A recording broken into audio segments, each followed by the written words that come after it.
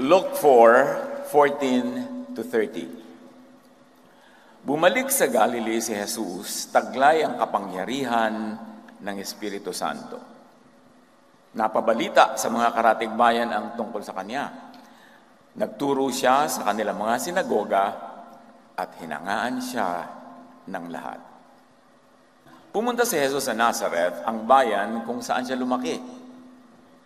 Gaya ng kanyang nakaugalian, pumasok siya sa sinagoga noong araw ng pamamahinga. Tumayo siya upang bumasa ng kasulatan at ibinigay sa kanya ang aklat ni Prophet Isaiah. Binuksan niya ito at sa dakong kinasusulatan ng ganito: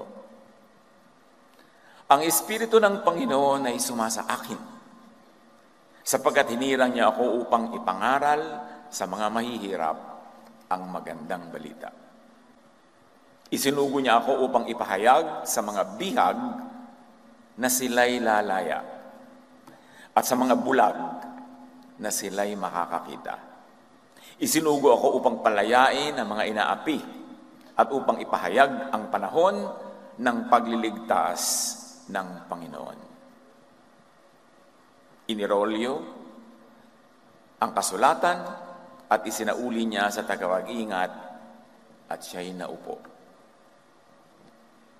Nakatitig sa kanya ang lahat ng nasa sinagoga at sinabi niya sa kanila, ang kasulatang ito na inyong narinig ay natupad ngayon. Sa madaling salita, ang Espiritu ng Panginoon ay sumasa kay Jesus. Hinirang si Jesus ang Panginoong Diyos sa langit upang ipangaral sa mga mahihirap ang magandang balita. Ang Israelites, ang audience niya, ang tinutukoy na mahihirap. At maririnig nila mula kay Jesus ang magandang balita. Ang mga Israelites, ang audience, sila ang mga bihag na tinutukoy at sila'y palalayain ni Jesus. Bihag nino? Bihag ng ano? Paano palalayain ni Jesus? Ang mga Israelites, ang mga bulag na tinutukoy at sila'y makakakita dahil kay Jesus. Bulag saan? Bulag sa ano? Paano makakakita? Ang Israelites, ang mga inaapi at isinugo si Jesus upang sila'y palayain. So inaapi nino? Paano inaapi? Paano palalayain ni Jesus? Pag naunawa natin ito, mauunawa natin ang misyon ni Jesus. Ba't siya isinugo ng Ama? At hindi lang sa Israel, kundi sa lahat ng lahi at bayan na isa sa Israel sa ilalim ng mga batas ng Israel. Hinirang si Jesus upang ipahayag ang panahon ng pagliligtas ng Panginoon. Pagliligtas ni Jesus sa Israelites and by extension sa mga taong katulad, nakatulad, gumaya, at pinagaya sa Israelites. Dapat sana sa Israelites lang siya magpapalaya, pero napakarami mga lahi sa mundo ang gumaya sa Israelites, kaya sila man ay tatablan na rin ang pagpapalaya na ito ni Jesus. Dahil kailangan na rin silang palayain mula sa mga gapos at kulungan na dapat sana yung Israel lang nakagapos at nakatali. Kasama ba tayo ngayon sa usapang ito? Kasama ba tayo sa mga mahihirap na dinalhan ni Jesus ng magandang balita, sa mga bihag na palalayain, sa mga bulag na bibigyan ng liwanag, sa mga inaapi na palalayain ni Jesus at ililigtas ni Jesus? Suriin natin yan ngayon din. Luke 4 sa pagpapatuloy. Pinuri siya ng lahat at humanga sila sa kanyang napakahusay na pananalita. Hindi ba ito ang anak ni Jose? Tanong nila. Kaya't sinabi ni Jesus, tiyak, nasasabihin niyo sa akin ng kasabihang ito, manggagamot, gamutin mo muna ang iyong sarili. Marahil sasabihin pa ninyo, gawin mo rin dito sa iyong sariling bayan ang mga nabalitaan naming ginawa mo sa Capernaum. Tandaan ninyo, walang propetang kinilala sa kanyang sariling bayan.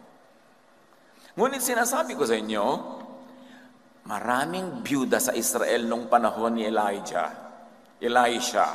nang hindi umulan sa loob ng 3.5 taon at nagkaroon ng taggutom sa buong lupain. Subalit, hindi pinapunta si Elisha sa kanino man sa kanilang mga balo sa Israel, kundi sa isang byuda sa Sarepta sa lupain ng Sidon. In other words, ano sabi ni Jesus sa kanila? Ang audience niya, Israelites, mga hardcore Israelites. Sabi niya, ang pinagpala nung panahon ng tagutom ay hindi Israelite, kundi isang Gentile, isang non-Israelite. Shocker ang sinabi ni Jesus. Bagamat totoo yun, alam natin. Sa books of Elisha, sa Elijah, nandun yung kwento. At itinuloy pa ni Jesus before a very Jewish audience. Sa dinami-rami ng mga may ketong sa Israel nung panahon ni Elisha, wala ni isa mang pinagaling at nilinis maliban kay Naaman na isang taga-Syria, hindi taga-Israel. So anong sinasabi ni Jesus sa kanyang audience?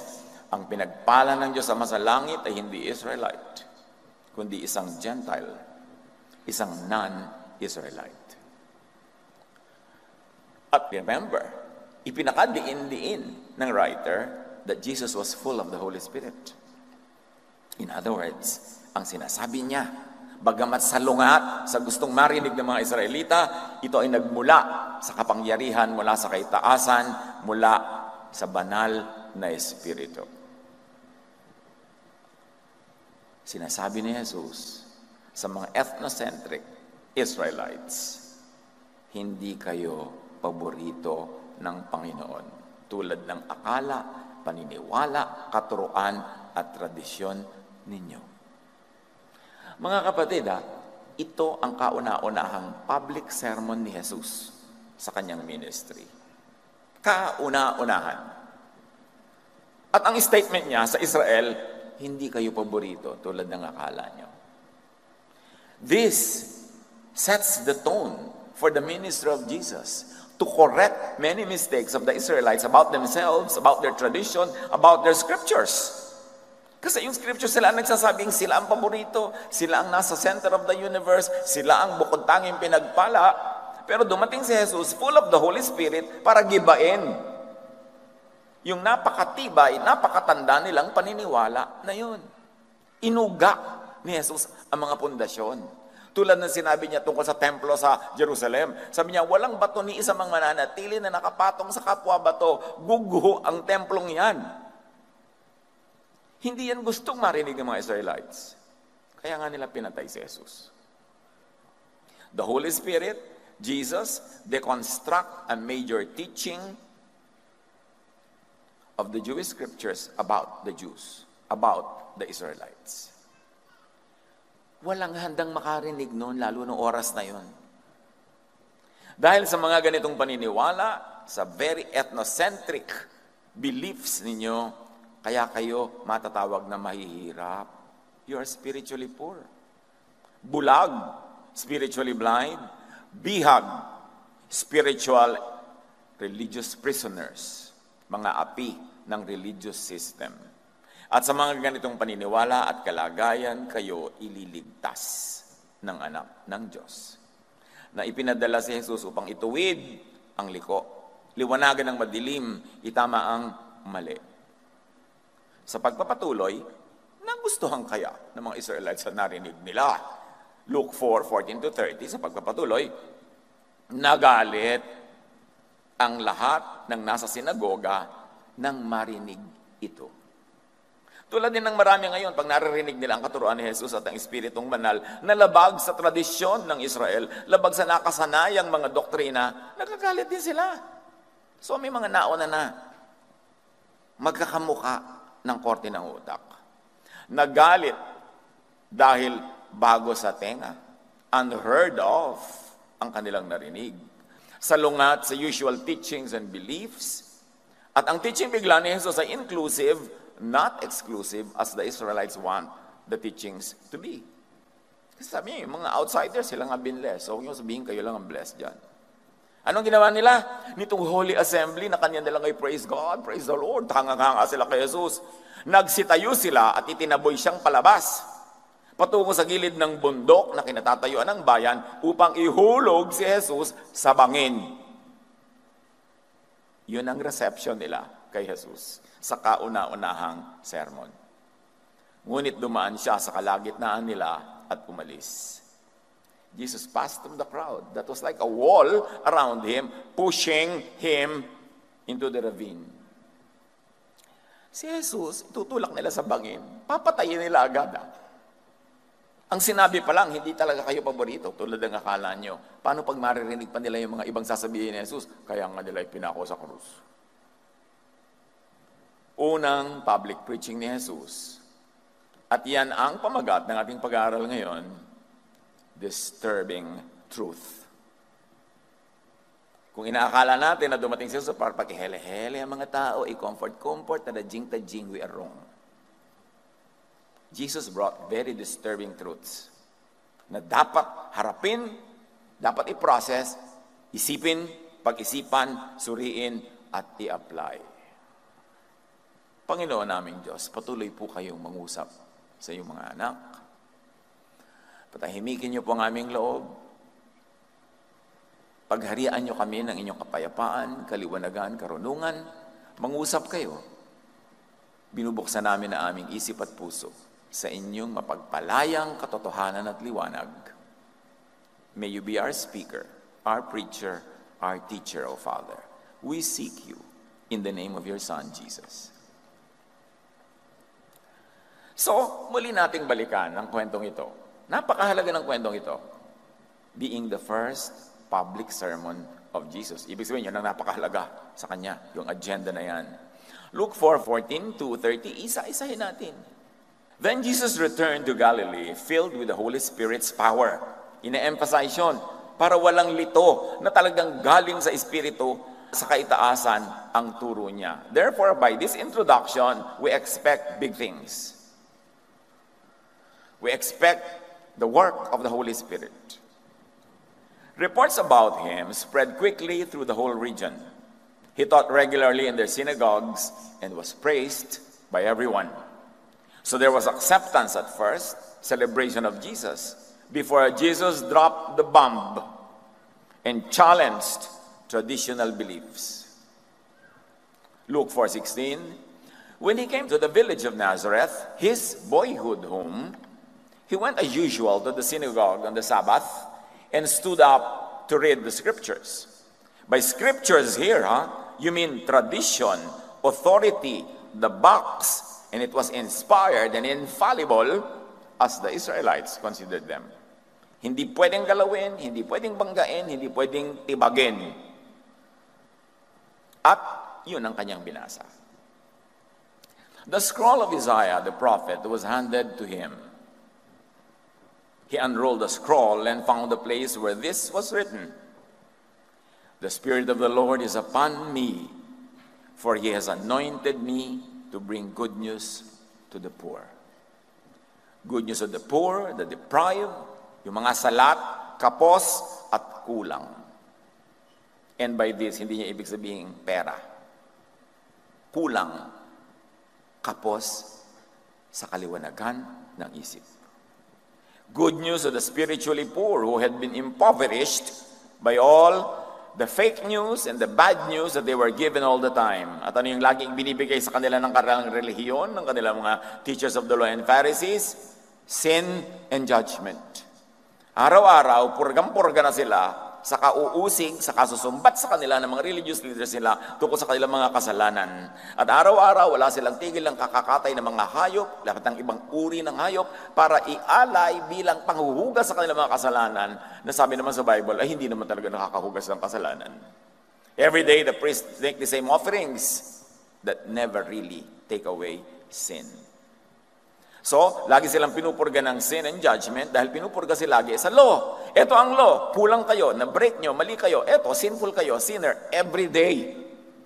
Kaya napakarami mga depressed ng panahon na ito na malamang tinutukoy din pag sinasabing possessed by an evil spirit, napopossess ng mga masasamang espiritu, kasi they are describing actually mga schizophrenia, mga grave depression ng mga tao. Paano kayo hindi ba de-depress kung araw-araw binobomba kang makasalanan ka, paparusahan ka ng Diyos, kulang ka, kahit anong gawin mo, kulang, mag-offering ka lagi, kulang pa rin. Nakaka-depresyon.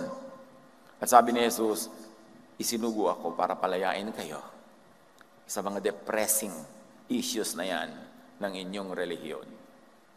Luke 4:17-19, He has sent me to proclaim that captives will be released, the blind will see, the oppressed will be set free, and that the time of the Lord's favor has come.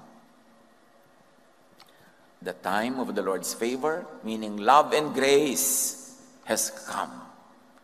Good news has come. The gospel has come to replace the time of the law and judgment, which is the bad news. To replace the time of spiritual poverty, blindness, oppression, and captivity. Yan ang kritik ni Jesus, diagnosis ni Jesus sa relihiyon ng mga Israelites nung panahon na yon.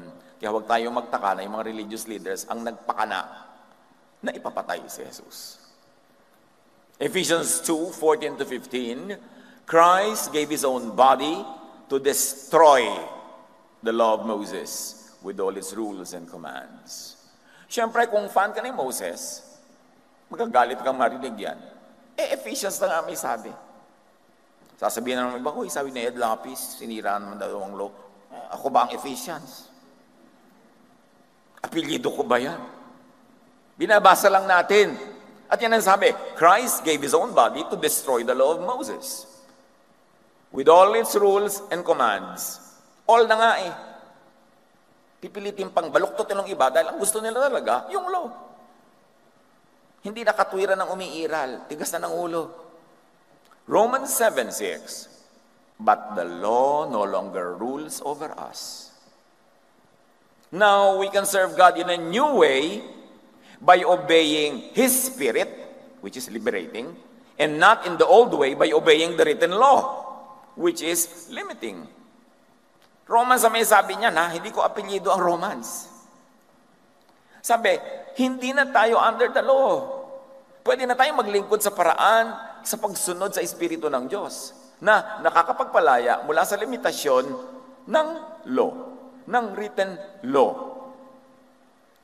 This is Jesusness. Jesusness takes people away from the law by the power of the Holy Spirit to bring them into rest, into peace with God. So, obey the Spirit, not the written law. Kahit hanggang ngayon, lahat ng mga tao, pagka sinasabing, uy, bakit ganyan ang kulay ng buhok mo? Anong verse ang nagsasabing pwede ka magkulay ng buhok mo? Yung lahat ng gagawin nila, kailangan may verse na po nagpagbigay ng permiso. Sabi nga, we can now serve God, we can live our lives outside of this law and under the Spirit. The Spirit that sets free. Libre na ba tayong gumawa ng lahat ng mali? Pwede na tayong magwala? Pwede na tayong maging kriminal? Maging ganyan? Of course not. Because may ibinigay na law si Jesus. Love. Labing ba na magwala? Labing ba na pumatay ng tao? Labing ba na magnakaw? No. Pero, unlawful ba na kulayan mo yung buhok mo ng pula? Wala namang nagsasabing gano'n si Jesus. At saka, nakakamatay ba ng kapwa yan? Nakakapagpahirap ba sa kanila unless inuutang mo sa kanila yung papakulay? So, marami ng laws na actually inimbento ka ng tao, hindi kasama sa Jewish law eh. Pero dumami ang law ng church in the last 2,000 years, nadagdagan pa doon sa original laws ng Jews, na pinalaya na nga ni Jesus sa mga tao doon. Tapos imimbento ang church ng ibang mga law. Kaya kung tutingnan mo, ang mga maraming Christian ngayon, katulad sila ng mga Jews nung panahon ni Jesus. Hindi sila malalaya, inaapi ng religion, kinokontrol, laging pinapagalitan, laging inuusig. Kaya relevant sa atin na pag-aralan ang kwentong ito. Hindi lang yan tungkol sa kanila noon, tungkol din yan sa atin ngayon. So the captives of the law will be released. The blind to God's love and grace will see. And why are they blind? They are blinded by the law. Alam niyo ba na nakakabulag yung sobrang dedication to Old Testament laws? 2 Corinthians 3, 15 to 17. Eto na naman hindi Corinthians ang apelyido ko. Corinthians ang may sabi niya. When the law of Moses is read, they have their minds covered over with a covering that is removed only for those who turn to the Lord. Yan daw mga fans ng law, tuwing nagbabasa sila ng law, tuwing lagi nilang law ang utak nila, laman ng utak nila, teaching nila, ng bibig nila, nabubulag sila. Natatakpan ang kanilang mata, natatakpan ang kanilang katwiran, at natatanggal ang talokbong na yon kung sila ay susunod kay Jesus. This veil of Pharisees is removed only when people submit to Jesusness. The Lord and the Spirit are one and the same. And the Lord's Spirit sets us free. Free from what? From the law. Mosesness equals Phariseeness covers the mind. It blinds. 2 Corinthians 3, 15 to 17 said that. Anybody who likes to argue, argue with 2 Corinthians. Makipag-argue kayo kay Paul. Jesusness removes the cover, gives light and understanding, freedom from the law, from Pharisees. Bakit pa ulit-ulit tayo yan? Parang purga-purga na tayo dyan sa Jesusness, grace, love. Dapat talagang purgahin kasi 2,000 taon na patuloy na naging addict sa law, even the Christian church. Nag-backslide agad. Panahon pa ng mga apostles, from grace to the law. Nung paman. Kaya ang minana natin na church, na sinasabing Church of Jesus, 90% law. 90% ganyan ang mga pinag-uusapan. The blinded and the oppressed by the law will be set free. So, good news talaga. They will be saved from judgment. By faith in Jesus, by faith in the love of God through Jesus, by faith in the completeness and perfection of the sacrifice of Jesus for the forgiveness of sins. Lahat ng pwedeng ipataw sa lawbreaker, ipinataw na kay Jesus, inako ni Jesus ang ating lugar, kaya bakit pa tayo uli papatawan ng parusa? Double jeopardy yan in legal language. Naparusahan ka na for that sin, you cannot be punished anymore for the same sin. And when Jesus took all the punishment for the sins of the world, then the world is already exempted from that punishment. But of course, the Pharisees and the fans of the law will insist, hindi, may punishment ka pa rin. Binabaliwala mo yung sacrifice ni Jesus? Binabaliwala mo yung pananalig namin sa sacrifice ni Jesus at pagpapasakop kay Jesus para pilit mo pa uli na magsasuffer na naman kami? Parusahan na naman. At yan ang nakatanim sa utak ng 99% ng mga dumadalo ng tinatawag na Christian churches. Kaya kailangan purgahin. Kailangan i-detox ng Jesusness. Kasi kung hindi mo papaulit-ulitin, paano mauunawa? Hindi naman madaling maintindihan yan sa first reading. Luke 4, 20-21 sa pagpapatuloy. Walang katinag-tinag yung mga nakikinig sa kanya, tulad nyo ngayon. He rolled up the scroll, handed it back to the attendant, and sat down. All the eyes in the synagogue looked at him intently. Then he began to speak to them. All that, the scripture you've just heard, has been fulfilled this very day. Can you imagine that? Ang tagal-tagal nilang hinihintay yung maging totoo yung pangako na yon sa Isaiah, biglang sabi ni Jesus, ngayon na, now na. Now is the time of freedom. Now is the time of liberation. Captives will be released, the blind will see, the oppressed will be set free today, now, by Jesus. Good news. Everyone spoke well of him and was amazed by the gracious words that came from his lips. How can this be? They asked. Isn't this Joseph's son? Nagtataka sila, saan nag-aral yan? Bakit biglang ang galing-galing ngayon? Di ba anak lang naman yan ng karpentero? Then he said, you will undoubtedly quote me this proverb. Physician, heal yourself. Meaning, do miracles here in your hometown like those you did in Capernaum. But I tell you the truth, no prophet is accepted in his own hometown. Jesus was saying, you will not accept me. You will not accept my message. You will not accept the good news. You will not accept release from captivity, sight to see what and how you can be released from captivity. You will not accept freedom from oppression. You will not accept love and grace. Because to accept love and grace means a departure from your law and tradition. Why will you not accept? Because you will insist on the law and your Jewish scriptures and tradition. Sinabi na ni Jesus, puri-puri kayo dyan, hindi nyo ito tatanggapin. At para idiin pa kung anong ibig niyan sabihin, sabi niya, certainly there were many needy widows in Israel in Elijah's time. When the heavens were closed for 3.5 years, and the severe famine devastated the land. Yet, Elijah was not sent to any of them. He was sent instead to a foreigner, a widow of Sarephath in the land of Sidon.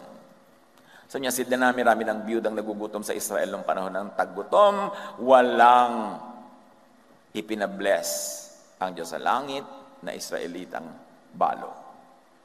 Pinapunta siya sa non-Israelite, sa Sidon. Doon, malaking himala ang naganap. Yahweh, God of the Israelites, sent Elijah to bless a Gentile, a non-Israelite.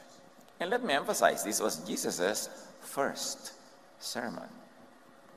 Your belief that you are special to Yahweh, that you are in the center of the universe, was disproven.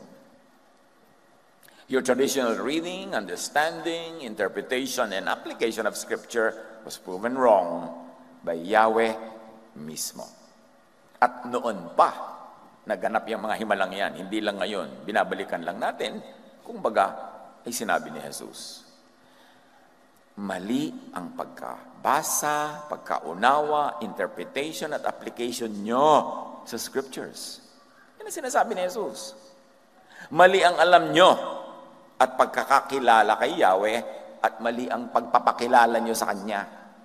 Puro kayo ang pinapakilala nyo tungkol sa Diyos ay bagsik, galit, higanti, palo, discipline. Yan ang lagi nyo itinuturo sa mga tao, kaya puro takot sila. Mali ang akala nyo tungkol sa inyong mga sarili. This is blindness. Blindness is prison, and prison is poverty. Yan ang inyong mga maling akala. Hindi lang kayo ang anak at mahal ng Diyos. Hindi laging tama ang pangunawa nyo. Yan ang truth that sets free. Yung matanggap mong hindi laging tama ang pangunawa mo. Hindi laging tama ang iyong nakasanayan at hindi laging tama ang iyong tradisyon. Yan ang truth that should set free from cages of limiting truths. Pero para lumaya, dapat lumabas sa kahon ng traditional truth. Magbago ng isip. Mag-grow ang isip. At actually, yan yung unsaid sa message ni Jesus. Magbago kayo ng pag-iisip. Magbukas kayo ng mata. Maghunos dili kayo. Magpalit kayo ng paraan ng pag-iisip. Kaya sabi sa Romans 12:2, let God change the way you think. So yung ayaw na magbago ng isip, ayaw na magpalit ng dati niyang iniisip, hindi yun mababago ng Diyos. Kasi pag nagpabago tayo sa paraan ng pag-iisip, doon palang magbabago ang lahat ng kasunod sa ating buhay. Sinala ni Jesus, through His truth, through the Jesus filter, ang isang major belief ng mga Israelites. Isa lang yun, na sila ay paborito. Anong mga established beliefs natin ngayon ang pwedeng mali rin? Nakasanayan din natin dinig. Kaya inisip na natin yun na ang truth at hindi na yung pwedeng palitan, permanent na. Anong mga established beliefs din natin ang dapat ipa-review at ipasuri kay Jesus? Dapat salain sa Jesus filter. Anong Pharisees ngayon ang dapat salain sa Jesusness? Whenever we say Pharisees, it means being so stuck to the law, stuck to the legal interpretation and the legal application of the law, kahit ito ay very unloving, cruel, and ungodly na. Luke 4:27, and many in Israel, sa pagpapatuloy ni Jesus, had leprosy in the time of the prophet Elisha. The only one healed was Naaman, a Syrian, a non-Israelite. So dinagdagan pa ni Jesus ng halimbawa. Ipinakadiin-diin pa ni Jesus ang mensahe. Mali kayo, Israelites. It's a very disturbing truth.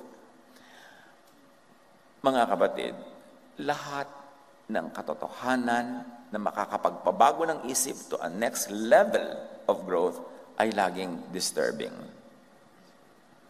Ang katotohanan ay laging disturbing. Kasi dapat kaukawin ka, kailangan kalugin ka para magising ka mula sa iyong pagkakagupiling. You have to arise from your stupor and go to the next level of consciousness. And going to a higher level of consciousness entails leaving your nakasanayan comfort zone. So disturbing yon. At pagka-disturbing, ang akala agad ng iba, heresy. All major truths were heresies at first. Ano ba ibig sabihin ng heresy? Paglabas ka lang sa traditionally accepted truth. Hindi ibig sabihin ng heresy, wrong. Ibig sabihin lang, lumabas sa traditional definition of what truth is. Katulad nung si Galileo, katulad ng mga ibang mga scientists, nakulong yung mga yan dahil lang sinabi nila may gravity. May nagsabi, the earth is round. Ang turo ng church, flat. Ikinulong. Later on, sabi ng church, ay, excuse me, tama pala siya. Bilog nga pala ang earth. Sorry na lang, nakulong siya. Yun ang mga heresies. Hindi ko ibig sabihin, pag heresy, wrong na agad. And it must be St. Thomas Aquinas who said this. It is foolish for a man to think that what he does not understand is wrong, or what he does not see does not exist. Hindi mo dapat huhusgahan agad ang isang ideya na mali dahil lang hindi mo kayang maintindihan. Do your homework. Stretch your brain. Stretch your tent curtains wide para mas marami magkasyang ideya. Hindi agad-agad sinasabing wrong dahil lang hindi mo kayang maintindihan. So disturbing truth yun. Captives kayo ng inyong kamalian, bulag kayo sa katotohanan, oppressed kayo ng inyong kamalian kasi ang dami nyo hindi magawa dahil bawal sa law nyo. Ang dami nyo hindi ma-enjoy dahil ipinagbabawal ng law nyo. Oppressed kayo ng inyong relihiyon. You must wake up to the reality na ang number one oppressor nyo are not the Roman colonizers, but your temple. Oppressed kayo ng sarili at kapwa dahil sa inyong kamalian at kabulagan. At hanggang ngayon, gaano karami ang oppressed? Alam nyo kung bakit ganito na lang yung dibdib ko tungkol sa oppression na yan? Ang sangkaterma ko mga pamangkin sa Facebook, mga followers, nag-PPM sa akin yan. They are telling me what's happening to them, what's happening in their churches, what's happening to their life. At napakaraming sobrang na-oppress dahil sa law na ini-implement ng mga churches nila.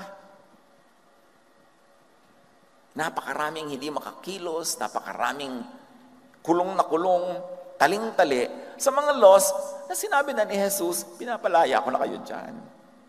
Laws that were already destroyed by Jesus long ago, ini-implement pa rin ngayon. One of the reasons why bakit tayo merong palayo na day by day Jesus ministries at bakit hindi laging Christian ministries? Kasi yung word na Christian, sa katagalan, nandun pa uli yung mga law, nandun pa uli yung mga Pharisees, nandun na naman lahat yung makalaban ni Jesus under the category Christian. Kaya sinasala natin yung pure na lang na Jesusness in Christianity, ang gusto natin bigyan ng focus. For instance, there are only 52 Sundays in a year. O di 52 messages yun, kung every Sunday magmi-meet. Tapos, 40 Sundays pa, Leviticus pa talaga ituturo mo. Hindi mo pa talaga ituturo yung gospel sa si Jesus. Kaya inihiwalay natin kay Jesusness. Focus tayo doon kay Jesus. Why? Do we have to apologize for it? Isn't Jesus the Lord of Lords and King of Kings? Hindi ba, in the name of Jesus, every knee will bow and every tongue will confess that Jesus is Lord? So bakit tayo kailangan mag-apologize that we are focusing on Jesusness? Kailangan maintindihan natin yung ganyang mga bagay. At dahil oppressed kayo, kung masasabi lang ni Jesus in the way we are saying it now, dahil oppressed kayo, oppressors kayo ng sarili at kapwa rin. dahil sa inyong kamalian. Siyempre, pag oppress ka, mga-oppress ka rin. Ipapasa mo yung burden sa iba. At tulad ng sinabi ni Jesus, but you will not accept me and my message. You will not accept freedom from oppression, and you will not give freedom to yourselves and to others. Kaya kawawa ang mga relihiyoso na sumusunod sa Pharisees. Ma-oppress sila. Kahit pa 10 taon kang maglingkod ng kung ano-ano mga kabanalan, bla bla bla bla bla bla, minsan ka magkadupilas, magkamali at madapa, sila ang unang yuyurak sa iyo. Sila ang unang magtatakwil sa iyo. Sila ang unang magpapahiya sa iyo. Kasi nga, Pharisees, under the law, walang puso. O na-break mo ang law, dudurugin kita. Katulad ng babae who was caught in adultery. Sabi nila, according to the law of Moses, she must be stoned to death. Ano bang malay nila sa kalagayan ng babaeng ito? Wala na ba siyang naitirang pwedeng ibenta kundi ang kanyang natural resources? Dahil baka magugutom na siya o may mga anak siya, gutom na sila. Nauunawa ba nila ang kalagayan ng tao? Basta i-judge sila. Sabi ng law, batuhin yan. Wala kami pakialam kung ba't niya ginagawa ang ginagawa niya. Ganun ang Pharisees. Alam nyo, hindi ipinabato ni Jesus. Once more, binangga, dinurog niya yung law to apply love. Of course, sabi naman niya sa babae, sin no more. Pero yun, hindi niya ipinahiya, hindi niya pinarusahan. Sabi niya, alam mo, ayusin mo na yung buhay mo para hindi ka kinakaladkad lagi ng mga Pharisees na yan.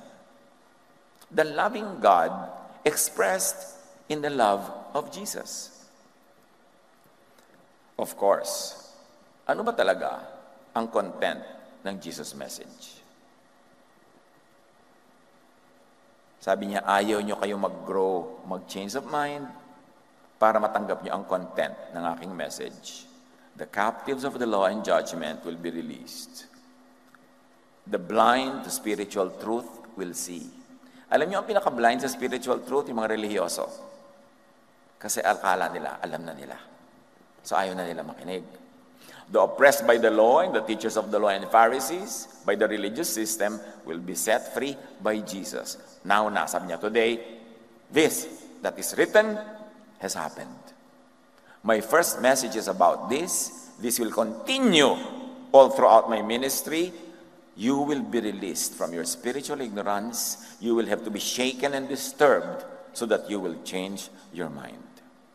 The prisoners of Pharisees will be set free by Jesus-ness. Luke 4:28. When they heard this, the people in the synagogue were furious. The hearers raged because they heard a message outside of the box. Out of the box. Out of their usual reading and interpretation of Scripture, outside of their theology and tradition. At maraming ganyan din ngayon. Oras na itinuro mo, kahit si Jesus ang may turo, kahit galing sa Gospels, kahit sinabi ng the Holy Spirit, pagka bumabangga sa tradition, sa law, ire-reject ka pa rin. What Jesus taught challenged their traditional beliefs, required them to rethink their carved-in-stone theology. What Jesus taught was new, out of the box, but it need not be wrong. What Jesus taught was kabaligtaran of what they had always thought they have known. What Jesus taught required them to change their minds and fine-tune their beliefs. So, what Jesus taught disturbed them.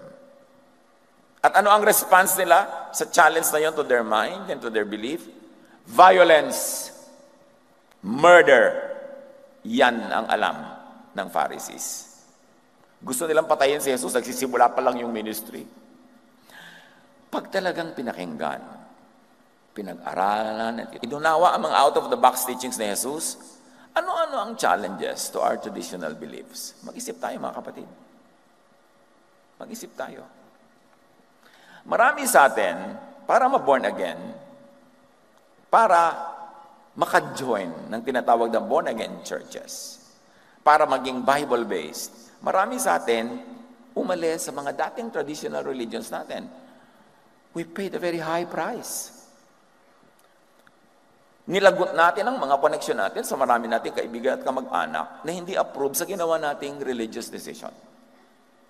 May mga nilagot pa ang mga relasyon nila sa mga nobyo, kung kani-kanino, dahil yun ang hinihingi ng bago nilang born-again faith. At syempre, dumami ang mga ino-offer mo. Dati, barya-barya lang inuhulog mo sa dumadaang bulsa. Ngayon talaga, tight and offer yun, di ba? Lumaki ang gastos. Lumaki ang sacrifice. Tanong, sulit ba? Sulit ba?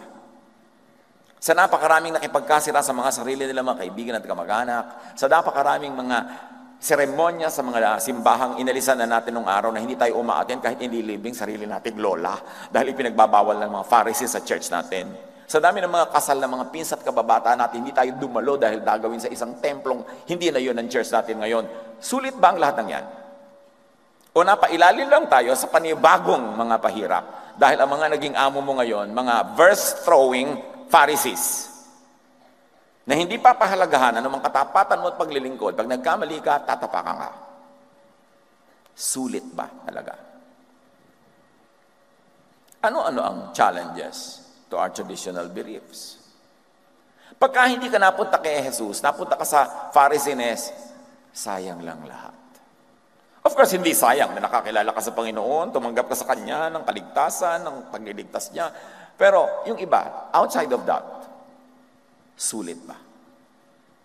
Maraming carry-over traditions and teachings from the Old Testament and even the New Testament times, plus invented teachings and traditions of the church in the last 2,000 years, ang un-Jesus. Kaya kailangan suriin. Ang daming policies na, anong kinalaman ni Jesus dyan? Anong kinalaman ni Jesus sa haba ng aking palda, sa isusuot ko? Anong kinalaman ni Jesus? Pati nga yung pagkain ng mga pinagbabawal ng mga Diyos o ng mga dugo ko, ano sinabi ni Jesus, it's not important what gets into the mouth, but what gets out of it. Pati yung sinabi ni Jesus na Sabbath was made for man, not man for the Sabbath. Ibig sabihin, ipagpahinga mo, enjoyin mo. Tapos uubusin ng born-again church mo mula umaga hanggang gabi yung buong Sabbath day, wala kang rest. Sulit ba? Ano-ano ang carved-in-stone theologies na kailangang i-rethink, i-review? Christian ba talaga ay ibig sabihin ay into Jesus or into Jesus and everyone else? Kaya nakakalito. Ano ang madidiscover na new, out-of-the-box realities? Ano ang mga kabaligtaran of what we always had known? Ano ang naguutos ng change of mind and fine-tuning of our beliefs? We come face to face with decisions that we have to make. Because the teachings of Jesus challenge us to respond, to react. Hindi pwedeng narinig mo, tas tuloy din ang lahat. After all, why would Jesus have to come if only to keep things as they are and as they had always been? Kung yung lahat ng tradisyon ng Israel, mga batas, mga tradisyon, itutuloy lang pala lahat, wala namang iibahin. Ba't pa dumating si Jesus tapos namatay pa siya? Why would Jesus have to come if only to continue and preserve the already concrete system of the Israelites? Why would He have to come only to repeat what has always been being repeated anyway? Bakit isusugo pa si Jesus kung wala namang kailangan baguhin? Isinugo si Jesus at nagbayad siya ng kanyang buhay kasi maraming kailangan baguhin. Yung ayaw ng pagbabago sa pagsunod sa katuruan ni Jesus, sinasayang ang pagdating ni Jesus at ang kanyang pagbabayad ng kanyang sariling dugo at buhay para baguhin ang mga bagay-bagay. Bakit pa nagkaroon ng New Covenant and New Testament kung wala naman palang iibahin sa Old Covenant and Old Testament? Bakit pa? Bakit pa nagkaroon ng New Covenant kung hindi naman papalitan ng Old Covenant by the new one? O paghahaluin sila samantalang ang daming magkakabangga at magkakasalungat na mga ideya? Bakit magdadala si Jesus ng bagong wine kung ipipilit lang itong ilagay sa old wine skin? Alam niyo yung talinghaga na yon. Bakit magdadala si Jesus ng bagong katuruan kung ipipilit lang itong iswak sa old wine? No, nagdala si Jesus ng bagong katuruan, dapat tayo magbago ng shape ng utak natin para pumasok at magkasya yon. Hindi dapat panigasan yung dati na. Mark 2:22-24, sabi ni Jesus, no one pours new wine into old wine skins. The wine would swell, and burst the old skins. Then the wine would be lost, and the skins would be ruined. New wine must be put into new wineskins. Simpleng-simple, ang bagong katuruan ay dapat tanggapin at ilagay sa bagong utak. Jesus came exactly to bring the truth, change the theology, show the true way and system, to give life and bring and give the kingdom of God to people. Away from the temple, away from the law. Pag sinuri nyo yung buong panorama ng Gospels, yun ang message. Huwag kayong magfo-focus lang sa isang verse tapos you will kill and die for it already without relating it to all the other verses that talk about the same thing. Kasi dapat isama nyo lahat sa brew and you get the median. Doon kayo sa middle of the road kung gusto nyo very safe. Huwag kayong gumagawa ng very extremist interpretations and applications kasi ang daming verses na iba-iba ang shade of meaning at iba-iba ang shade of attack on the same topic. Put them all together in your mind. Huwag kayong maging isang verse lang tapos yun na, wala na kayong ibang papakinggan. Kasi in favor yon so gusto nyong stand. Dapat bukas ang isip.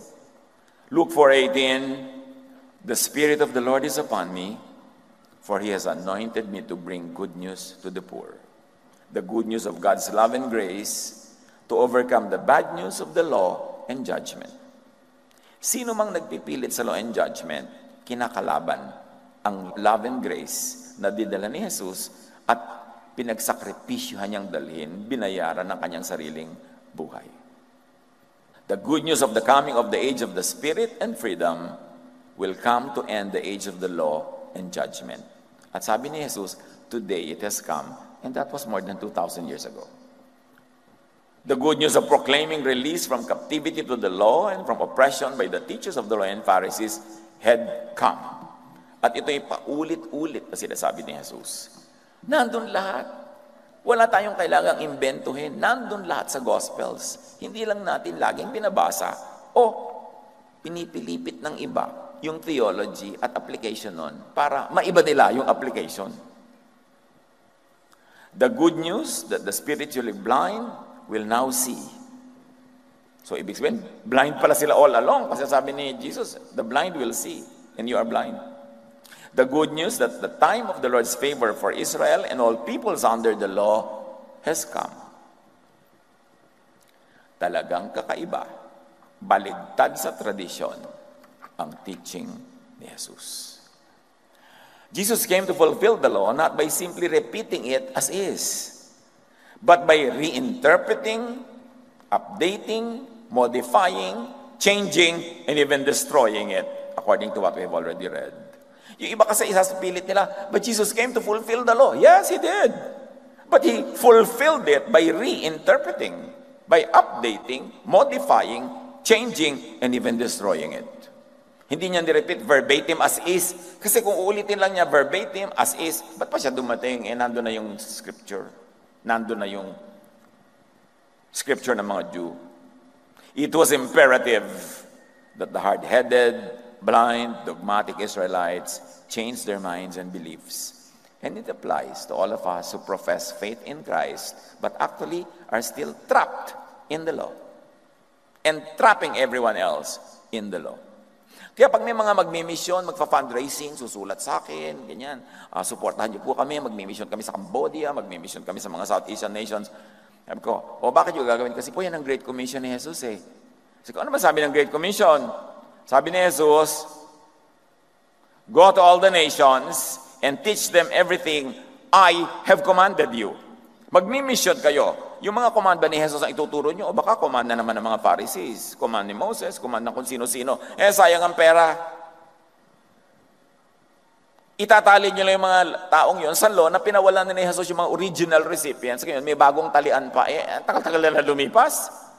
So, yung Great Commission na yan, tiyakin nyo lang Pag sinasabing, go to the nations, kaninong turo ang dadalhin? Dapat malinaw. Jesus introduced His new teaching by challenging one old belief. At yan ang pinag-aaralan natin ngayon. Springboard lang yan. Hindi naman dyan nag-focus lang si Jesus. Yan lang yung unang sample. That the Israelites were God's favorite people. Kasi very established yung truth na yun among the Israelites. Yun ang unang-unang binangga ni Jesus at dinurog. He began with this particular belief, then would progressively dismantle Israel's other more towering doctrines, especially on and about the law. Pag binasa mo tuloy-tuloy yung gospel, ang dami pa niyang dudurugin, babanggain, aayusin, i-revise. Pero minentain at kinip ni Jesus lahat ng laws na loving ang application. Hindi niya yun sinira. Kasi consistent yon with the teaching of the Father in heaven na pinadala sa kanya to love. Jesus brings disturbing truth. Truth that demands reaction and action. Therefore, Jesus brought divisive truth. Bakit divisive? Romans 7:4-6. The law no longer rules over us. Now we can serve God in a new way by obeying the Spirit, which is freedom, and not in the old way by obeying the written law, which is limitation. No? Ang may sabi dyan si Paul, baka sabihin nyo na naman, sabi ko yan. Romans 7, hindi ako po ang may sulat niyan. Ang sinulat ko lang ay siksik, liglig, umaapaw, hindi Romans. At sabi niya, not in the old way by obeying the written law. Kalinaw-linaw. Freedom from the confines and limits of the law, to go out of the box of the law, to obey the Spirit outside of the written law. Namnamin nyo ha? To obey the Spirit outside of the written law. In other words, maraming dadalin ang Spiritong katuruan na walang basis sa written law. Kaya hindi mo pwede sabihin, hindi pwede yan kasi wala yan sa written law. Outside. To do without necessitating permission by and from the written scriptures. The true believer of Jesus is free to do anything that Jesus does not prohibit. Kaya huwag kayong humanap na, saan verse po ba pwede kong basihan na tamang magluto ng adobo? Wala kang makikita nun. Ang itanong mo lang, pinagbawal ba ni Jesus mag-adobo? Hindi po. And therefore, free ka. You are free to do what Jesus does not prohibit. Imagine what disputes and divisions this idea will cause. Kaya sabi ko, divisive ang dating ni Jesus Freedom from the authority and control of the temple, of corporate religion that monopolize the reading and theologizing of scriptures. Can you imagine how divisive that will be? The Jews went to the temple, at least the people in Jerusalem, went to the temple 5 times a day to pray. Controlled sila ng mga pari nila, kasi 5 times nandun sila, na-check attendance sila, na-check sila hindi uma-attend. Biglang sabi ni Jesus, when you pray, go to your room, close the door. Pray to your Father in secret. Ang ibig sabihin niya, huwag kayo sa temple mag-pray. Malinaw ba yun? Pinapalaya niya yung mga tao from the control of the temple. Hindi nyo kailangan ng temple para magdasal. Kayo at ang Diyos, kayo na yun. Divisive yun. Hindi yun magugustuhan ng mga temple people who want to control even the prayer life of the people. Freedom from the authority and control of the corporate religious leaders and formal official corporate religious structures, scriptures, and doctrines. Ayaw na ayaw yan ng dogmatic religion. Ayaw nila ng kanyang kalayaan. Kailangan control nila. Pati kung sinong iibigin mo, sino magiging nobyo mo, sinong pakakasalan mo, control nila dapat. At hanggang ngayon may ganyan. See and understand what Jesus, the Holy Spirit, really brought into the world. Ano ba talaga ang dinala ni Jesus at ang Espiritong nag-empower sa Kanya? Acts 2, 1-18. Yan lang yung buong reference. Hindi naman natin babasahin kada isang verse. On the day of Pentecost, the Lord's followers were together in one place. Suddenly, there was a noise from heaven, like the sound of a mighty wind. It filled the house where they were meeting. They were not meeting in the temple, they were meeting in a house. Sambahay. At dumating doon ang Espiritong Banal. Ibig sabihin, sa mga bahay nyo, imimit kayo ng Espiritu, hindi kailangan nasa mga templong bato. Then they saw what looked like fiery tongues moving in all directions. And a tongue came and settled on each person there. May mga mumunting apoy na parang mga dila na naglanding sa bawat ulo ng naroon. The Holy Spirit took control of everyone, away from the control of set tradition. Parenthesis mine. And they began speaking whatever languages the Spirit led them to speak. Peter stood and spoke in a loud and clear voice to the crowd. This is what God told the prophet Joel to say. Sabi niya, ang nangyayaring ito na pagdating ng Espiritong Banal sa bawat isa, ito ang sinabi ni Joel noong paman na magaganap at ngayon naganap. When the last days come, meaning the last days, not of the planet, but of the temple, the law, the confinement to written scriptures. Pag nadidinig nyo yung last day, hindi yung last day ng planet. Pag sinabing end of the age, hindi end of the planet, end of the age of the law, end of the age of the temple, end of the age of the Pharisees. Hindi planeta ang magwawakas. I will give my spirit to everyone. Can you imagine this? God will give the Spirit to everyone. Labas sa exclusive domain ng religious leaders. Sanay kasi tayong basahin to, pero kung nung panahon na yan, mo yan narinig, sobrang shocking. You mean hindi lang yung mga official prophets and priests? Kahit sino magkakaroon ng Holy Spirit. Your sons and daughters will prophesy. So outside of your set, written and immovable scriptures. Kasi pag nag-prophesy, ibig sabihin, hindi yun laman ng scripture. Bagong ideya yun. At daughters, kasama na ha. Hindi lang sons. Malaking pagbabago yun. Shocker yun. Hanggang ngayon, marami pang Christian churches ayaw pagsalitain ng babae. Sinabi na dito, ito sinasabi ni Joel, darating ang panahon. Tuturuan ang lahat, magtuturo ang lahat, bibigyan ng gift. Babae at lalaki man, sons and daughters. Your young men will see visions. Your old men will have dreams. In those days, I will give my spirit to my servants, meaning not to your priests and teachers of the law and Pharisees. It will be given to ordinary people. Both men and women.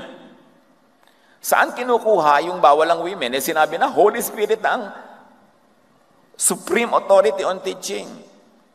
Pinrophesy na ni Joel. Both men and women will prophesy, meaning will teach, will preach.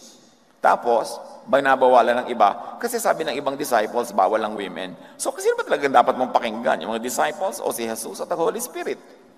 Kaya nga, ginagawa natin Jesus Ministries. Kasi sa Christian Ministries, lahat ng mga ibang teacher, nandun din, bida rin. Kaya kailangan mo salain kung alin ang bibigyan mo ng halaga at diin. At sabi, and they will prophesy. You know what? Jesus shocks. Shocker talaga yan nung unang marinig. Tapos sabi pa niya sa Matthew 18:20, whenever 2 or 3 of you come together in my name, or as my followers, I am there with you.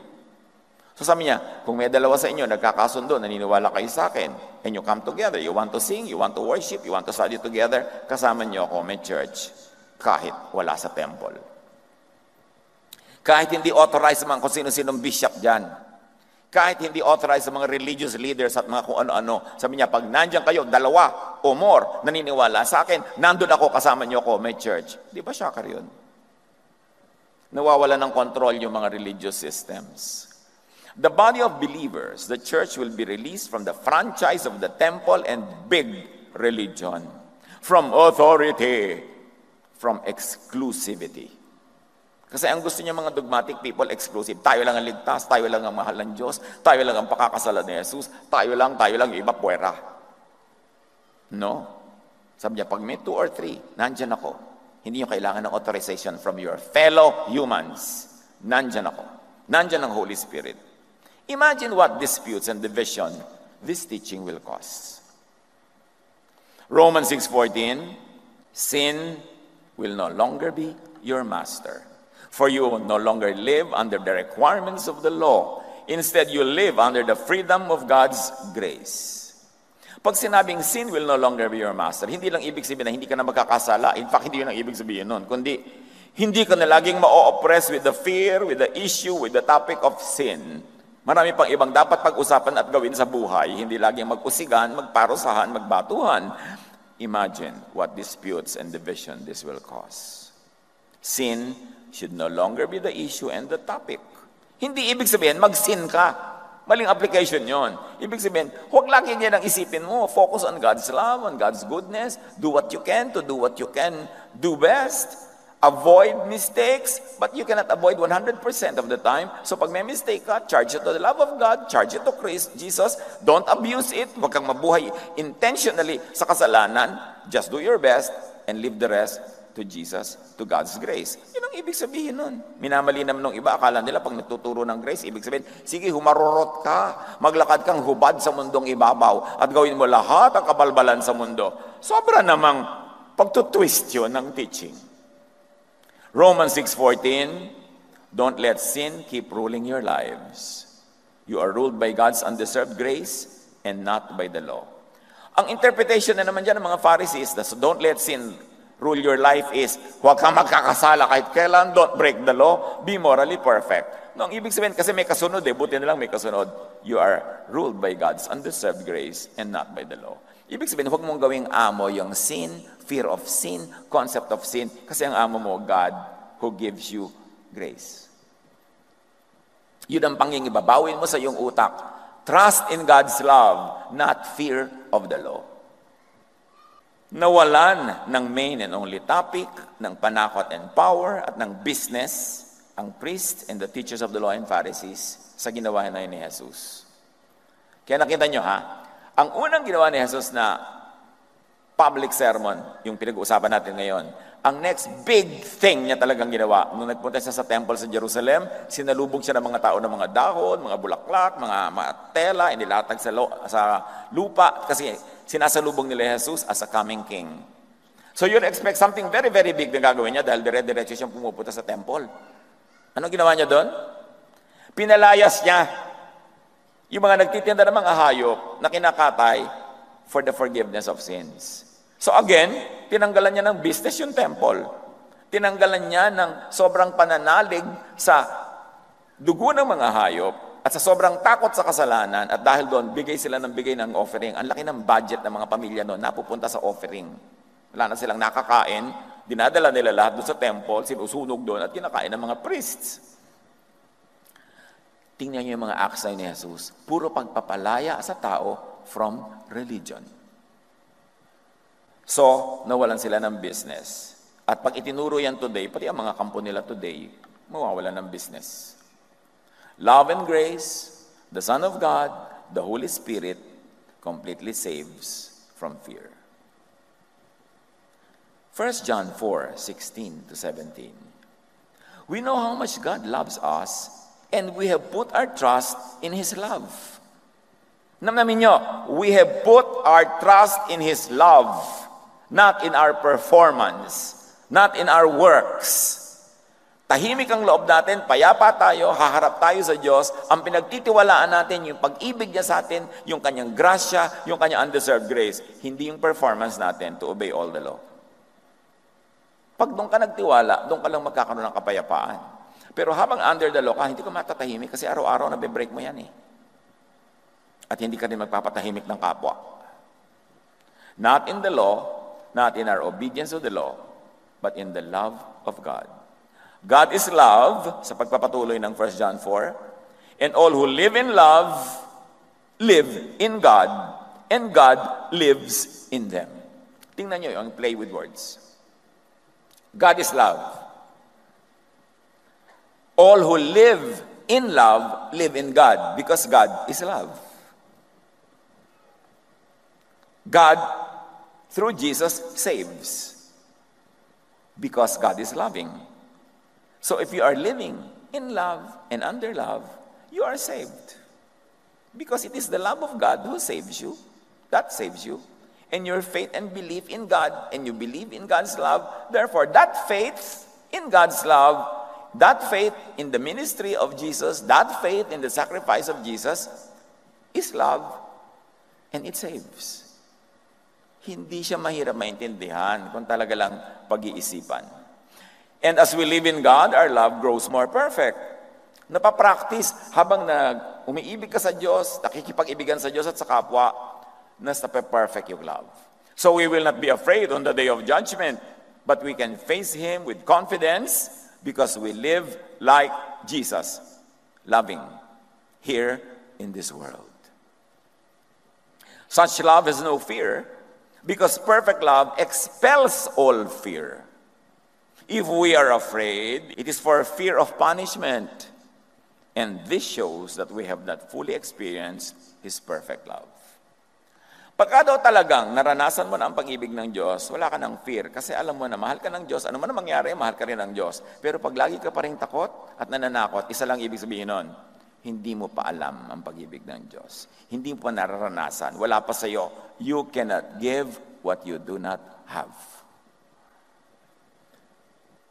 So, napaka-importante. Pag takot pa sa judgment, hindi pa nauunawaan, hindi pa alam ang God's love. Hindi naintindihan ang grace. 1 John 4:18, a real love for others will chase those worries away. The thought of being punished is what makes us afraid.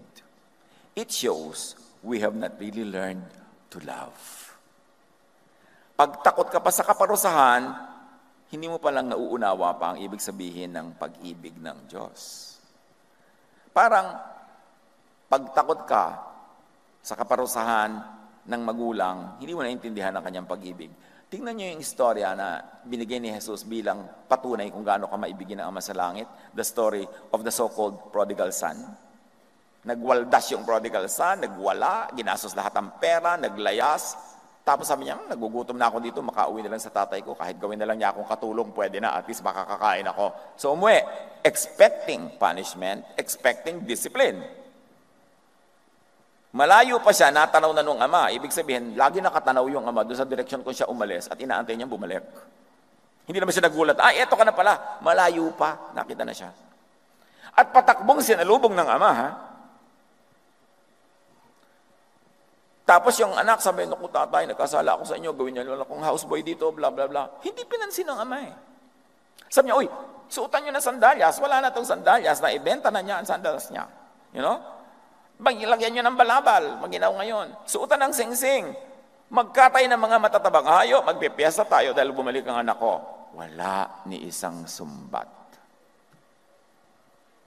Hindi pinagalitan. Ni-restore lahat ang privileges, hindi binawasan. Yun ang ama na ipinapakilala ni Jesus. Anong ama ang pinapakilala ng Pharisees? Kapadala ka niya sa impyerno dahil nagkulay ka ng buhok. Di ba? Makasalanan ka, masama ka, etc., etc. Maling pagpapakilala sa Diyos. A real love for others will give people the idea about God's love, that God's love will not want anyone to be judged. Pag ikaw ay marunong magmahal, kaya mga magulang sa inyo, marami dito, may magagawa ba talaga ang anak nyo na talagang paparusahan nyo siya forever? Sabi ni Jesus, kayo na mga makasalanang tao, marunong kayo magbigay ng mabubuting bagay sa inyong mga anak, ganon, higit pa doon ang Ama sa Langit. Ibibigay niya ang lahat ng mabuti sa kanyang anak. Sino ang gustong magbigay ng judgment sa nagkukulang? Sino ang gustong magbigay ng parusa? Yung mga hindi alam ang ibig sabihin ng love. Hindi pa nakaka-experience ng love, so hindi nila kayang maintindihan kung gaano kalawak kataas ang pag-ibig ng Diyos. So those that have not really learned to love and received and known God's love are the ones who would want judgment for others. Tuwing may magsasabi sa inyo, magja-judge ka. Tapos sabi niya, Diyos ko, i-judge po siya. Magkasakit sana siya. Mahirapan sana siya. Isinusumpa ko kayo sa pangalan ng Diyos. Lahat yon, ibig sabihin, hindi nila alam ang God's love. Kaya ganun ang puso nila. Those who want and insist on judgment, on justice for others, don't love others. Don't have and don't know God's love. Ang alam lang nila, parusa, higanti, galit. Judgment should no longer be the kinakatakutan and panakot kasi dumating na si Jesus. Following Jesus brings you to trouble. And I want you to be very attentive to this. Nakaka 1/4 na tayo ng message. Gusto nyo pa ha? Following Jesus brings you to trouble with those who follow the Pharisees. Expect it. Because they did it to Jesus, they will do it to the followers of Jesus. Huwag kayong magtaka. Matthew 10:34-40. At sabi ko, pansinin natin to dahil ito ang isa sa mga least understood teachings of Jesus. Pay attention. Sabi ni Jesus, Do not think that I have come to bring peace to the earth. I did not come to bring peace. I came to bring trouble. Can you imagine that? Paano nasabi yan ni Jesus? Literally, yung trouble dyan means a sword which cuts, which divides. Sabi ni Jesus, I came to cut, to divide. I have come to make this happen. Eto na. A son will turn against his father. A daughter will turn against her mother. A daughter-in-law will turn against her mother-in-law. Even members of your own family will be your enemies. Your uncle, your auntie, your cousins, your in-laws, yeah, they will be your enemies. I have come to make them your enemies. To divide you from them. What could Jesus mean? Simple.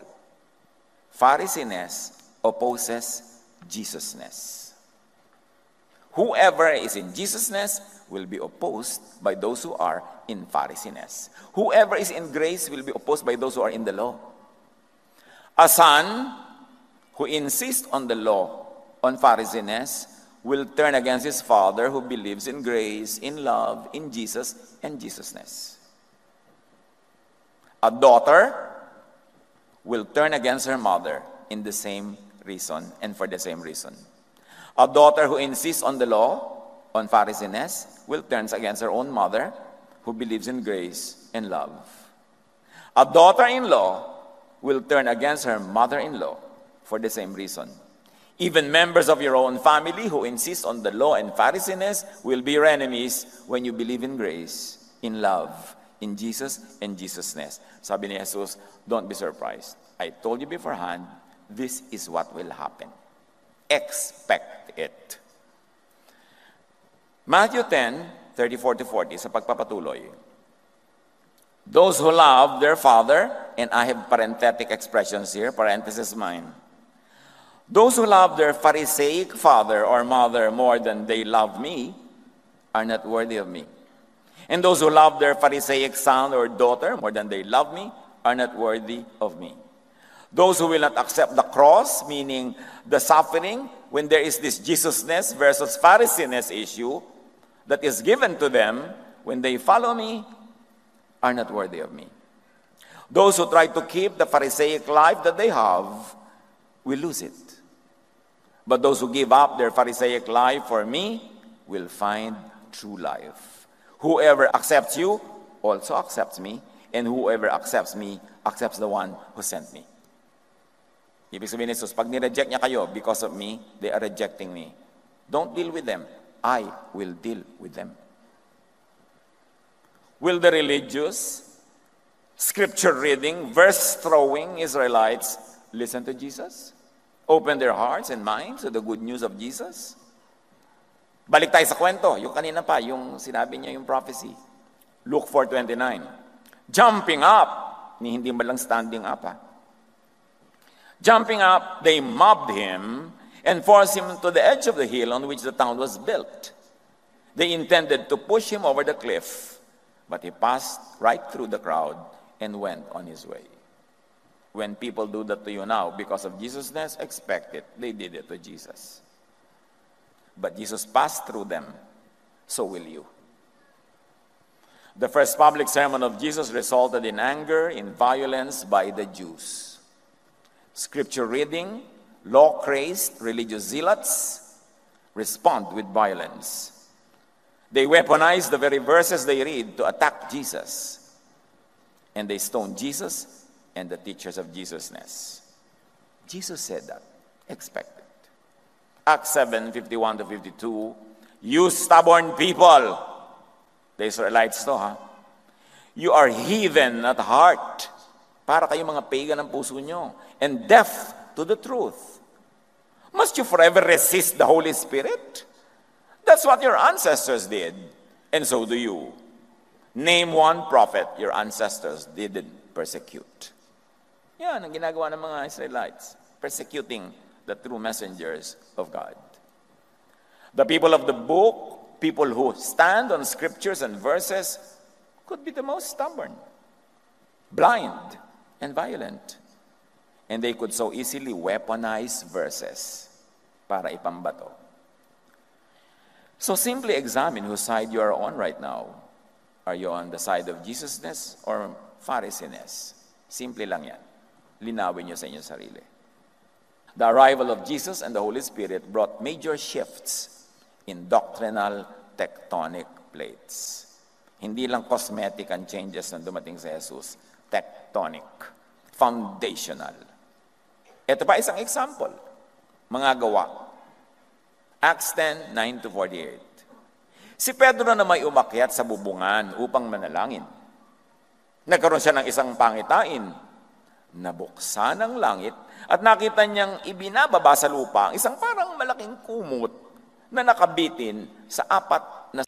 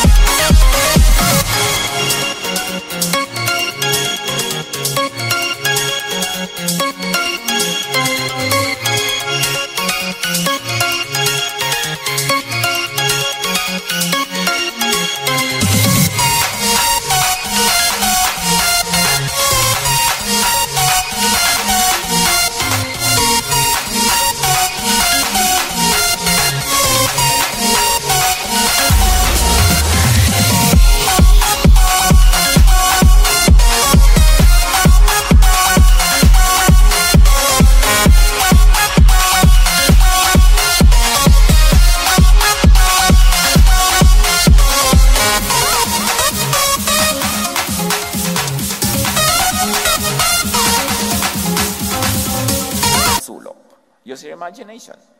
Parang may isang kumot nakabitin sa 4 na sulok ay binababa mula sa langit. Naroon sa kumot ang lahat ng uri ng hayop. Mga lumalakad, gumagapang, at lumilipad. In other words, mga unclean, bawal kainin, sabi ng Jewish scriptures, ang mga hayop na ito. Kasama ng mga hito, mga alamang, mga sugpo, kasama na dyan ang mga baboy, mga pork, at kung ano-ano pa dyan, no, ham, bacon, bla bla bla. Narinig niya ang isang tinig. Pedro, tumindig ka, magkatay ka at kumain. Ngunit sumagot si Pedro, hindi ko po magagawa yan, Panginoon. Kailan may hindi ako kumain ng anumang marumi o di karapat dapat kainin. So the voice from heaven, the voice of God, the voice of the messenger of God, the voice of the Spirit of God, saying, Pedro, kainin mo itong mga to. Sabi niya, ay naku, hindi po. Bawal yan sa scripture. Hindi ko pwede kainin ng ano man dyan kasi marumi. Sabi ng scripture namin. So according to the Jewish scriptures, according to the law, marumi. Muli niyang narinig ang tinig. Huwag mong ituring na marumi ang nililinis na ng Diyos. So, binago na ang status at ordinance about foods. Obviously. Tama. Pero hindi pa nire-revise yung scripture nila. At yung scripture nila ang nakatanim sa utak nitong si Pedro, kasi sabi niya, hindi ko po kayo masusunod kahit ang boses galing sa langit. Kasi ipinagbabawal yan ng aming tradisyon at ng aming scripture. 3 ulit na nangyari ito. For sureness and emphasis. Alam niyo sa Bible, pag inulit 3, ibig sabihin nun, masyadong madiin. Kayong holy, holy, holy. Hindi ganun ang pagsasabi doon sa kanilang original language. Sa atin yung parang saksakan ng holy. Ganun yun. Inuulit nila 3 times. So 3 ulit na nangyari ito. At pagkatapos ay kaagad na iniakyat sa langit ang kumot na yon. Tama na ang 3 beses. Susunod ka o hindi? At nagsalita si Pedro. Matapos ang ilang details ng kwento na ini-skip na natin. Ngayong kulubusang naunawaan na walang itinatangi ang Diyos. Nalulugod siyang sa sino mang may takot sa kanya at gumagawa ng matuwid kahit taga saan mang bansa. Kasi ang naging application ng kwento, may dumating, sinundo si Pedro para dalhin siya sa bahay ni Cornelius dahil ipinatawag siya ni Cornelius para magturo ng mga katuruan ng Diyos at si Cornelius ay isang Gentile, hindi Hudyo. By tradition, hindi pupunta dapat doon si Pedro. Pero sabi niya, ipinakita sa akin ng kumot story, kumot episode, na walang unclean sa Diyos. At kung walang unclean animals, therefore walang unclean tao, therefore hindi unclean ang mga Gentiles, therefore pwede ako makisalamuha. Nagsasalita pa si Pedro nang bumaba ang Espiritu Santo sa lahat ng mga nakikinig. Ito, nagpunta na siya doon sa bahay ni Cornelius. Namangha ang mga mananampalatayang Hudyo na kasama ni Pedro sapagkat ibinigay din sa mga hentil ang kaloob ng Espiritu Santo. This is a big going out of the box. Narinig nila ang mga ito na nagsasalita sa iba't ibang wika at nagpupuri sa Diyos. Kaya't sinabi ni Pedro, tulad natin, sila'y pinagkalooban din ng Espiritu Santo.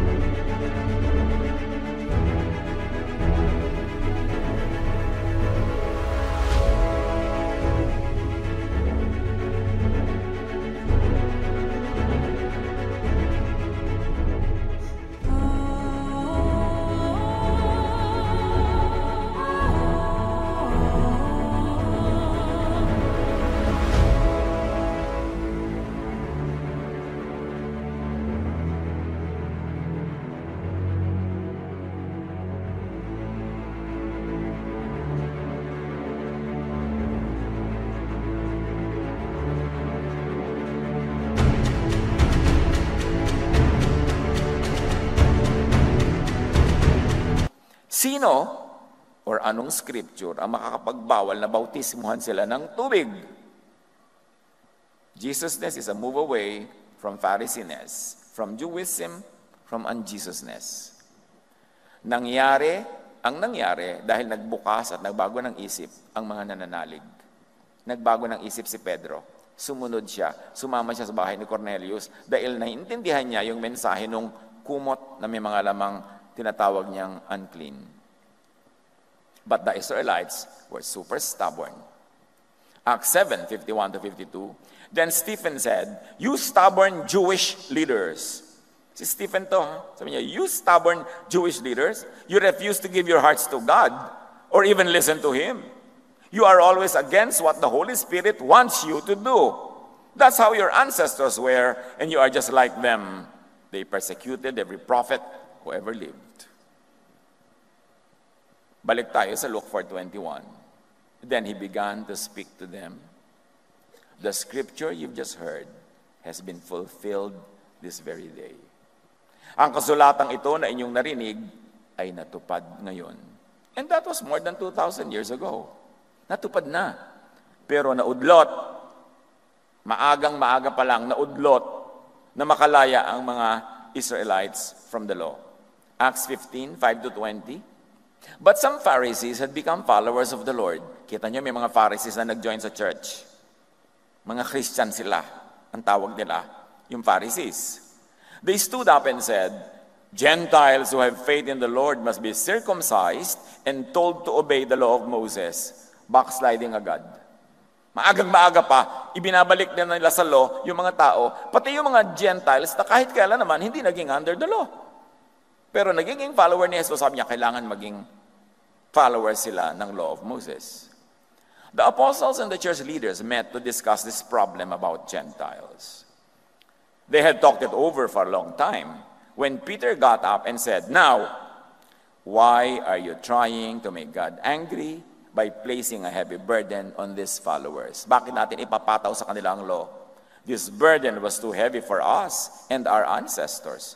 Kahit tayo, ang mga ninuno natin, hindi natin nasunod. Tapos ngayon, ipapataw natin sa mga Gentiles who were not even under the law. So, dapat lang na ipailalim sila sa Pharisees. But we believe that we will be saved by the gift of undeserved grace, sabi ni Peter, from our Lord Jesus Christ, just as the Gentiles are. So para kay Peter, grace alone. Eto ngayon, si James, nagsalita. May meeting kasi. After they had finished speaking, James said, "I don't think we should place burdens on the Gentiles who are turning to God." So sabi niya, huwag daw bigyan ng burden. We should simply write and tell them not to eat anything that has been offered to idols. Burden yun. Because it's in the Leviticus, in the law. Works yun. So burden actually, sabi pa niya, we should not give them a burden, pero actually, bibigyan niya ng Leviticus laws. They should be told not to eat the meat of any animal that has been strangled or what still has blood in it. Still, it's from Leviticus, from the law, from works, another burden. They must also not commit any terrible sexual sins. The sexual sins defined in Leviticus, in the law, which, when you apply to the time of Jesus, were the kind of sexual sins that were committed in the temple in pagan worship. So, pasok law. That early, pumasok uli yung law. Maaga pa lang, nag-backslide na ang Christianity into Pharisees. Ito ngayon yung tanong as we end this discussion. Kasama ba tayo ngayon sa usapang ito? Yes. Kasi nasangkot tayo sa Jesus Scriptures and Law when we entered Christianity. Kasi yung Christianity, nandun yung law. Kasama ba tayo sa mga mahihirap na dinalhan ni Jesus ng magandang balita, mga bihag na palalayain ni Jesus, mga bulag na bibigyan ni Jesus ng liwanag upang makakita, mga inaapi at palalayain ni Jesus, mga ililigtas ni Jesus? Yes! Kailangan natin ang Jesusness inside the Christian church. Kaya kailangan natin i-purify yung teaching ni Jesus, ihiwalay sa teaching ng iba-iba. Kasi isinangkot at nasangkot tayo sa Jewish Scriptures and Law, sa mga baggage na yan. Kaya mga kapatid, mag-aral, manuri, mag-isip. Matthew 2:23-15, sabi ni Jesus, "Woe to you, teachers of the law and Pharisees, you hypocrites! You travel over land and sea to win a single convert, and when you have succeeded in converting them, you make them twice as much a child of hell as you are." Grabing pag-uusap. Sabi niyo, kawawa kayo ha, mga teachers of the law and Pharisees. Pamisyon-misyon pa kayo. Pero pag nag-mission kayo, masahol pa sa inyo ang nangyayari doon sa mga na-mission nyo. Twice as much a child of hell as you are. Ginagawa nyo rin silang judgmental. Ginagawa nyo rin silang separatist. Ginagawa nyo rin silang masyadong maselan. Inilalagay nyo sila under the law at nagpapahirap din sila sa mga madadapuan nila. You make them twice as much a child of hell as you are. Again, si Jesus may sabi niyan, written by Matthew, not written by me. Yan ang mission of the Pharisees. Huwag kayong magsusupport ng mga ganyang mission. Itatali lang nila yung mga tao sa law. Buti na lang, isinangkot din tayo ni Jesus sa mga pinalaya niya. Kaya yung tinatawag na Great Commission, Matthew 28:19-20, "Go, make disciples of all nations." Sa wakas, nakasama tayo doon sa may missionin, all nations. "Teaching them to obey everything I have commanded you." So, yung command ni Jesus ang dapat ituro. Hindi command ng iba. Don't think na dahil lang nasa Bible yung command ng iba, command na yun ni Jesus. Ang daming ang kumontra kay Jesus dyan eh. So, linawin, salain. Anong command ni Jesus? Love. And surely, when you do this, sabi ni Jesus, "I am with you always to the very end of the age." These are missions of Jesusness. Turuan niyo po kami, Ama, na mahanapan ng practical application sa buhay, sa pakikitungo namin sa kapwa, ang mga pinag-aralan ngayon nang hindi masayang. Turuan niyo po kami na makilala kayo ng lubusan, maihiwalay, mai-isolate ang Jesusness from Pharisees inside the Christian church. At mag-focus kami, Panginoon, sa inyong anak na si Jesus, na siya namang namatay, nabuhay na muli para sa amin, na siyang pinaniniwalaan namin at sa paniniwala namin sa kanyang kabutihan, sa kanyang ginawa, naliligtas kami from the law, from the punishment of the law, from judgment by the law. Magbulay-bulay tayo sumandali, mga kapatid. Ano ang kahulugan ng lahat ng ito sa inyong personal na buhay?